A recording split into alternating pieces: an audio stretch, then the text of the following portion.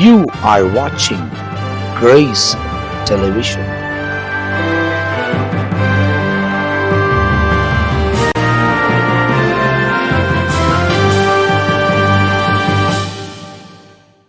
ஆண்டவரும் அருமை இரட்சகராக இயேசு கிறிஸ்துவின் நாமத்தினால் உங்கள் யாவருக்கும் இந்த காலை நேரத்தில் என் அன்பின் வாழ்த்துக்களையும் ஸ்தோத்திரங்களையும் நான் தெரிவித்துக் கொள்கிறேன். தேவனுடைய பெரிதான கிருபையால் இயேசுவோடு கூட பேசுவோம் வாருங்கள் என்ற இன்னொரு பகுதியில் உங்களை சந்திப்பதிலே நான் மிகுந்த மகிழ்ச்சி அடைகிறேன். தொடர்ந்து அநேக வருஷங்களாக இந்த நிகழ்ச்சியை உங்களுக்கு தொடர்ந்து வழங்கி வர ஆண்டவர் தந்த கிருபைகளுக்காக நான் கர்த்தரை ஸ்தோத்திரிக்கிறேன். எனவே ஒவ்வொரு நாளும் ஒவ்வொரு வார்த்தைகளை நாம் தியானிக்கவும், அந்த வசனத்தின் வெளிச்சத்தில் நாம் நடக்கவும் ஆண்டவர் நமக்கு உதவி செய்கிறபடியால் நான் கர்த்தரை துதிக்கிறேன்.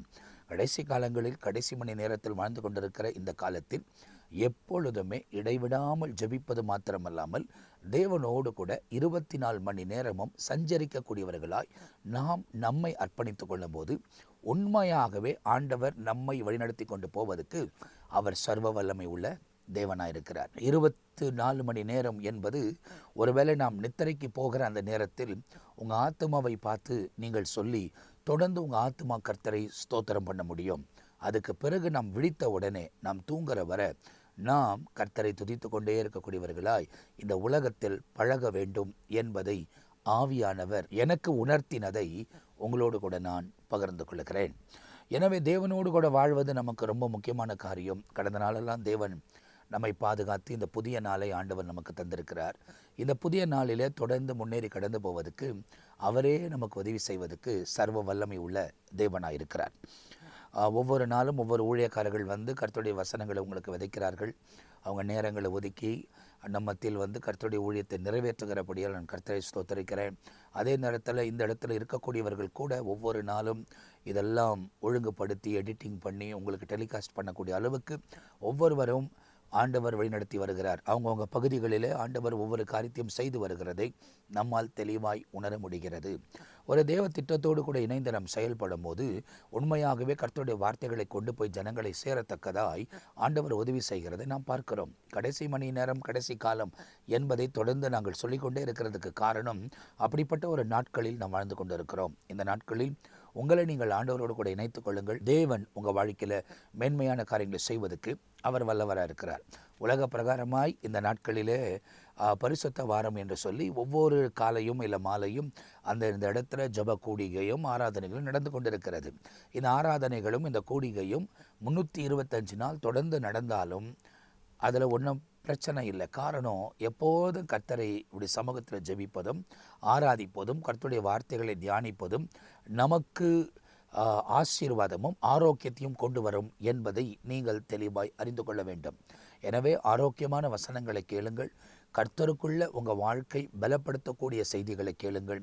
தேவனோடு இணைந்து வாழக்கூடிய விசுவாச பாதையில் உங்களை வழிநடத்தக்கூடிய வார்த்தைகளை நீங்கள் கேட்டு ஸ்திரப்படும் போது எல்லா தீமைக்கும் தப்பி நாம் அவருக்கு முன்னே நிற்கக்கூடிய பாத்திரங்களாய் தேவன் நம்மை பாதுகாப்பதற்கு அவர் சர்வ வல்லமை உள்ள தேவனாக இருக்கிறார். இந்த காலையில் ஒரு வார்த்தை எனக்கு கண்பட்டது. அந்த வசனங்களை உங்களோடு கூட நான் இன்றைக்கு தியானித்து நாம் ஜெபிக்க போகிறோம். யோவான் எழுதின 1வது நிருபம். இந்த அப்போஸ்தலனாகிய யோவான் நிருபங்களை எழுதியிருக்கிறார். 1, 2, 3 யோவான் எழுதியிருக்கிறார். யோவான் எழுதின சுவிசேஷம் எழுதியிருக்கிறார். அதோடு கூட வெளிப்படுத்தின விசேஷம் அவருக்கு தான் வெளிப்படுத்தப்பட்டது. அவர் எழுதுகிற இந்த பகுதிகள் ரொம்ப சிறிய பகுதிகளாய் காணப்பட்டாலும் ரொம்ப அர்த்தம் பாய்ந்ததாக இருக்கிறதை நாம் பார்க்கிறோம். ஏன்னால் அந்த யோவான் தேவனோடு கூட இருந்தவர், இயேசுவோடு கூட இருந்தவர்.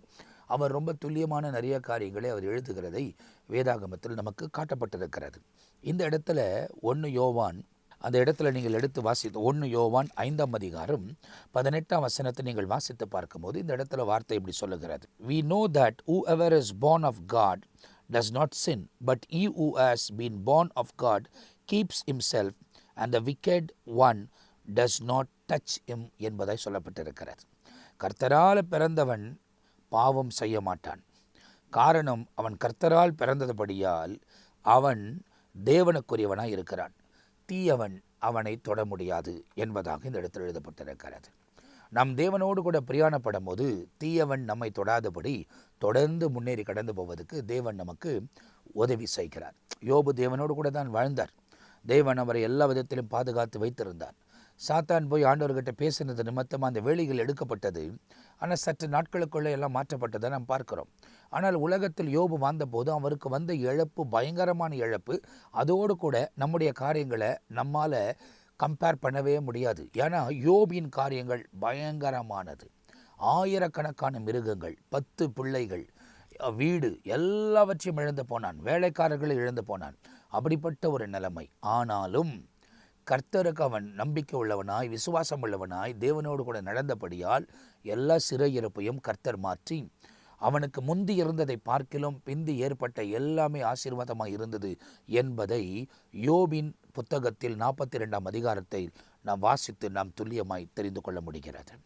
நாம் தேவனோடு கூட நடக்கும் போது ஒரு சில காரியங்கள் நமக்கு நேரிடலாம். ஆனால் பின்பு வரப்போகிற மகிமை பயங்கரமாக இருக்கும் என்பதை நாம் தெளிவாய் தெரிந்து கொள்ள வேண்டும். இந்த இடத்துல வேதத்தில் அவர் என்ன சொல்லுகிறார்னா, நம் கர்த்தரால் பிறந்திருக்கிறபடியால் பாவம் நம்மை நெருங்காது என்பதாக எழுதப்பட்டிருக்கிறது. எப்போ நாம் ஆண்டவராக இயேசு கிறிஸ்துவை நம் இருதயத்தில் ஏற்றுக்கொண்டோமோ, எப்போது நாம் முழுகி நான் பாவத்துக்கு மரித்து நீதிக்கு பிழைத்திருப்பேன் என்ற ஒரு உத்தரவாதத்தை இல்லை ஒரு காரியத்தை பரலோகத்துக்கு நாம் தெரியப்படுத்தினோமோ, அப்பொழுதே நாம் இந்த உலகத்துக்கு மரித்து கிறிஸ்துவுக்குள் பிழைத்திருக்கிறோம். அந்த கிறிஸ்துவுக்குள் பிழைத்திருக்க அந்த வாழ்க்கையில் ஒவ்வொரு நாளும் தேவனோடு கூட நாம் சஞ்சரிக்கும் போது நடக்கும்போது தீயவன் நம்மை மேற்கொள்ள முடியாது. சாத்தானுடைய முக்கியமான தந்திரமே, எப்படியாகிலும் இன்றைக்கு உன்னை நான் வீழ்த்த வேண்டும், நீ தேவனுக்கு விரோதமான காரியத்தை செய்ய வேண்டும். அப்படி நீங்கள் செய்வீர்களானால் தான் கர்த்தர் உங்களுக்கு உதவி செய்ய முடியாது, தேவனோடு கூட நீங்கள் சஞ்சரிக்க முடியாது. அவனுடைய வேலையே என்ன அப்படின்னா, ஏன் திருடன் திருடவும் கொல்லவும் அழிக்கவே வருகிறான் என்று வேற ஒன்றுக்கும் வரான் என்பதை இதே யோவான் தன்னுடைய சுவிசேஷத்தில் 10ஆம் அதிகாரத்தில் 10ஆம் வசனத்தில் எழுதுகிறார். அதுக்கு காரணம் என்ன? அவனுடைய வேலையை திருடவும் கொல்லவும் அழிக்க வந்தான். எத்தனை பேரை இன்றைக்கு அழித்திருக்கிறான்னு சற்று யோசித்து பாருங்கள். சுய இச்சைகளால, பாவத்தினால, தேவனுக்கு விருப்பமில்லாத காரியத்தினால, தேவன் எவ்வளவு ஆசீர்வதித்து வைத்தாலும் பலவிதமான இடர்களை அவர்கள் சந்தித்து அது நிமித்தமாய் அவர்கள் பாதிக்கப்பட்டு கர்த்தரை விட்டு விலகுகின்ற நிமித்தமாய் இன்றைக்கு பலருடைய வாழ்க்கை கேள்விக்குறியாக இருக்கிறதை நம் கண்களுக்கு முன்பதாய் பார்க்கிறோம்.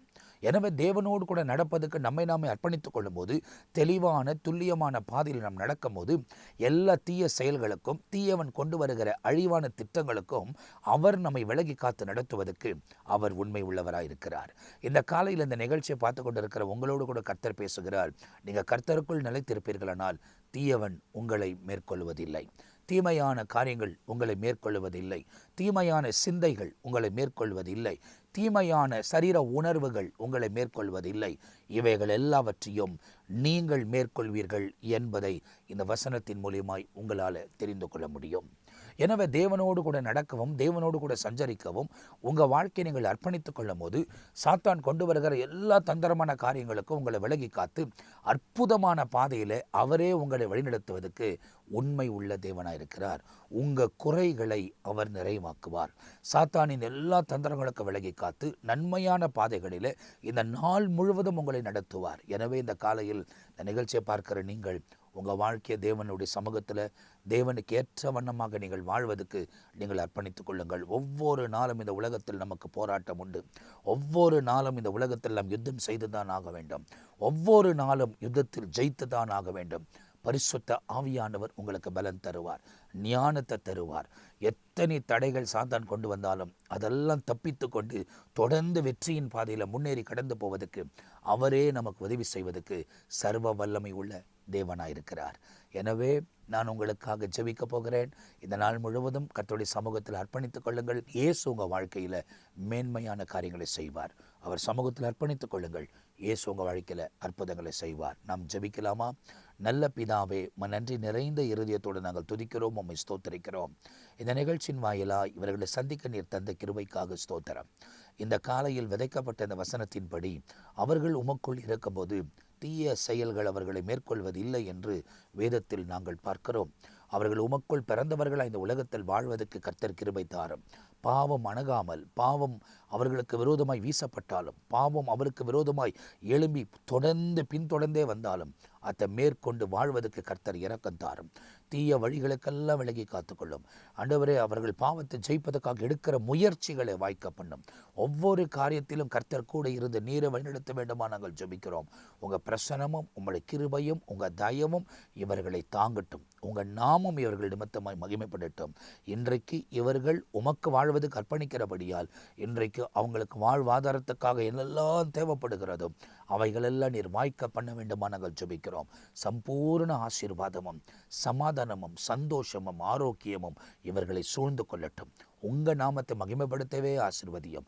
சாத்தானின் எல்லா தந்திரங்களுக்கு விலகி காத்து நன்மையான பாதையில் நடத்துங்க. உங்கள் நாமம் உயர்த்தப்படட்டும். நீர் அப்படியே செய்கிறபடியால் ஸ்தோத்திரம். இயேசு கிறிஸ்துவின் நாமத்தில் ஜெபிக்கிறோம் ஜீவனுள்ள நல்ல பிதாவே. ஆமேன், ஆமேன், ஆமேன். பிரியமானவர்களே, இந்த காலையில் இந்த நிகழ்ச்சி உங்களுக்கு ஆசீர்வாதமாக இருந்திருக்கும் என்று நான் நம்புகிறேன். தொடர்ந்து தேவனோடு கூட பிரயாணப்படுங்கள். பார்க்குற நீங்கள் மற்றவங்களோட ஷேர் பண்ணுங்கள். அவங்களும் கர்த்தருடைய வசனங்களை கேட்கட்டும். வசனத்தின் பிரகாரமே உங்கள் வாழ்க்கை அர்ப்பணித்துக் கொள்ளுங்கள். இயேசு உங்கள் வாழ்க்கையில் மென்மையான காரியங்களை செய்வார். அடுத்த பகுதியில் உங்களை சந்திக்கிற வரை தற்போது நான் உங்கள்கிட்ட விடை பெறுகிறேன். கர்த்தர் உங்களை ஆசீர்வதிப்பாராக. ஆமேன், ஆமேன்.